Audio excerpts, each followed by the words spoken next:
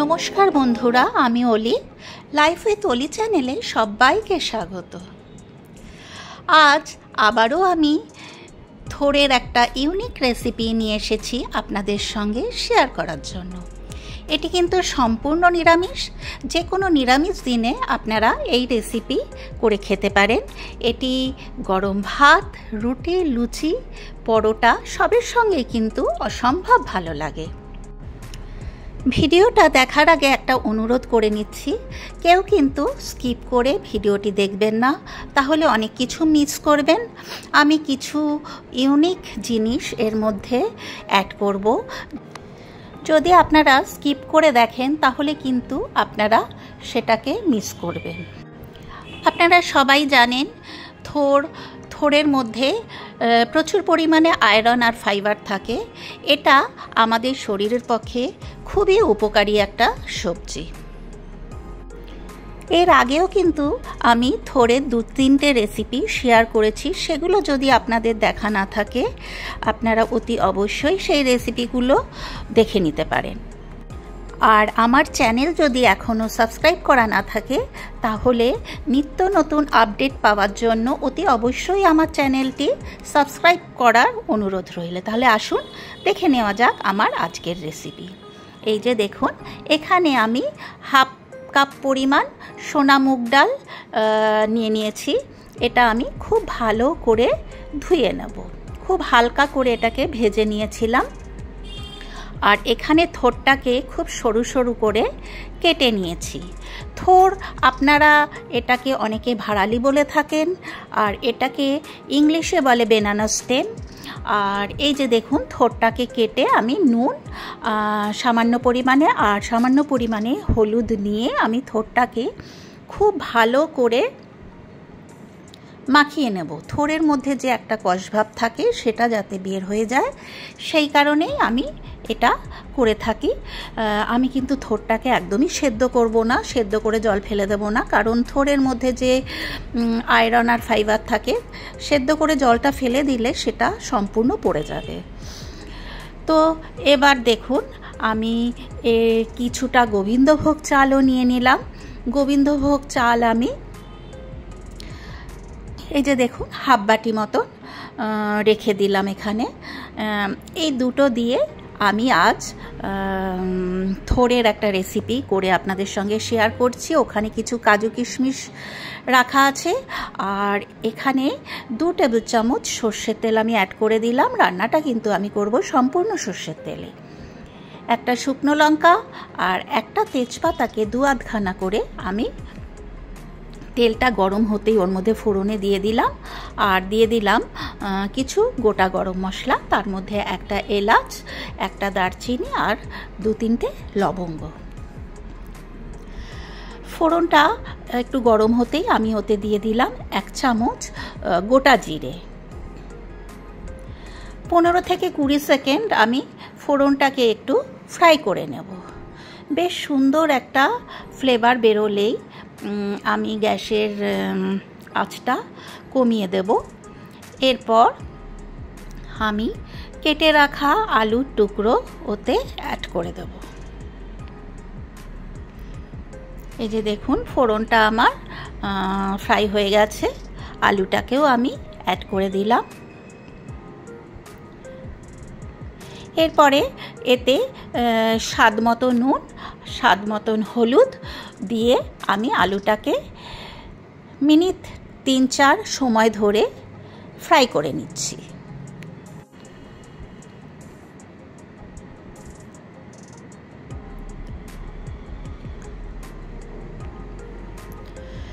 এর মধ্যে 1 চামচ আদা বাটাও অ্যাড করে দিলাম।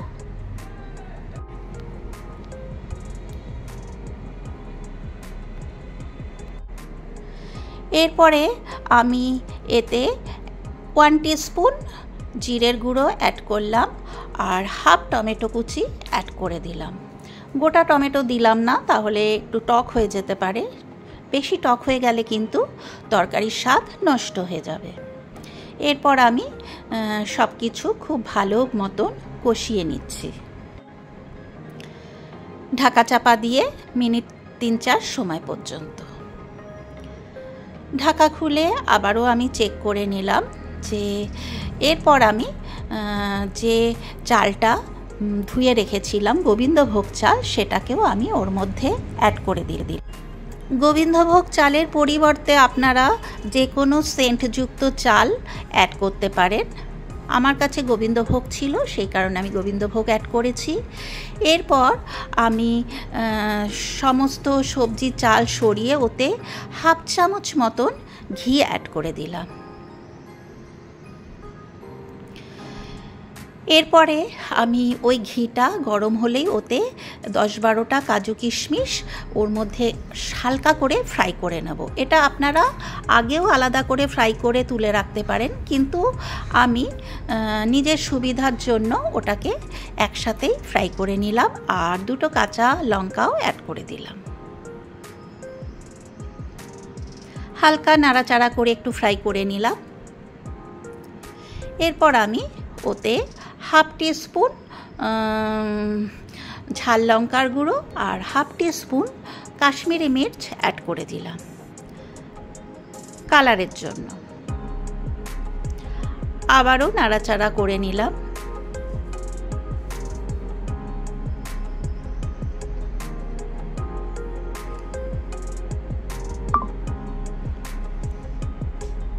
যতক্ষণ পর্যন্ত না চালটা খুব ভালোভাবে ফ্রাই হচ্ছে ততক্ষণ পর্যন্ত আমি সমস্ত কিছু একসাথে ফ্রাই করে নিচ্ছি।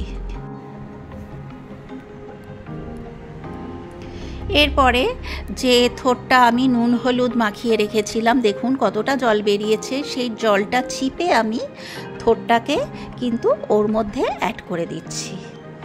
আর নিচে যে কষ জলটা বেরিয়েছে ওটা কিন্তু আমি এর মধ্যে দেব না, ওই জলটা খালি ফেলে দেব। আবারও খুব ভালো করে নাড়াচাড়া করে সমস্ত কিছুর সঙ্গে থোড়টাকে খুব ভালো করে কষিয়ে নিচ্ছি।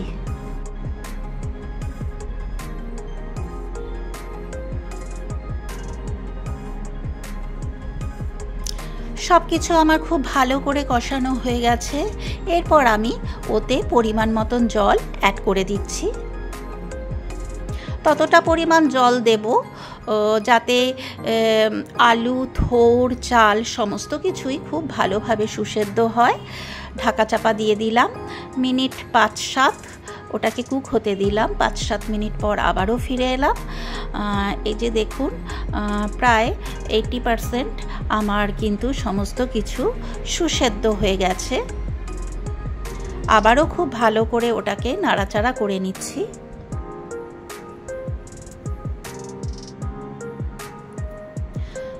মনে হলো এখনও অল্প একটু সেদ্ধ হওয়া বাকি আছে, সেই কারণে আমি আবারও খুব সামান্য পরিমাণে জল আর 3টে কাঁচা পাকা লঙ্কা আর 1 চামচ চিনি আর 1 চামচ ঘি ওতে অ্যাড করে আবারও নাড়াচাড়া করে মিনিট 3-4-5 সময় ধরে আমি ওটাকে ঢাকা দিয়ে কুক হতে দেব। এইদিকে অপর দিকে একটা ফ্রাইং প্যান বসিয়ে দিয়েছি। সেটাতে আমি যে মুগ ডালটা ভিজিয়ে রেখেছিলাম সেটা মিক্সিতে পেস্ট করে নিয়েছি। এই তেলটা গরম করে ওই ডালটা আমি এর মধ্যে ফ্রাই করে নেব, শুকনো করে ফ্রাই করে নেব।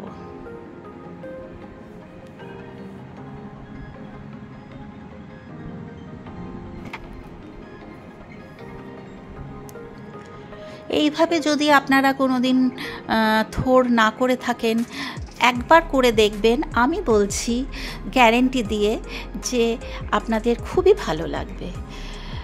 এরপর আমি ওর মধ্যে খুব সামান্য পরিমাণে নুন আর একটু লঙ্কার গুঁড়ো অ্যাড করে দিলাম, যাতে ওই ডাল বাটাটার মধ্যেও নুন ঝালটা একটু ঠিকঠাক হয়ে যায়। আবারও খুব ভালো করে নাড়াচাড়া করে নিচ্ছি। এই যে দেখুন আমার ডালটা খুব ভালোভাবে ফ্রাই হয়ে গেছে।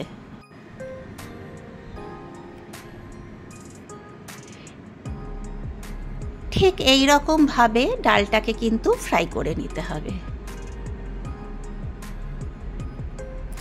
তাহলে কিন্তু এই থোড়ের স্বাদ কিন্তু দ্বিগুণ বেড়ে যায় বলে আমার মনে হয়। যে দেখুন, ওদিকে থোড়টাও সম্পূর্ণ রেডি হয়ে গেছে, আর ডাল ফ্রাইটাও আমি ওর মধ্যে অ্যাড করে দিলাম। আবারও ওটাকে খুব ভালো করে নাড়াচাড়া করে সমস্ত কিছু একসাথে মিশিয়ে নিলাম। দেখুন,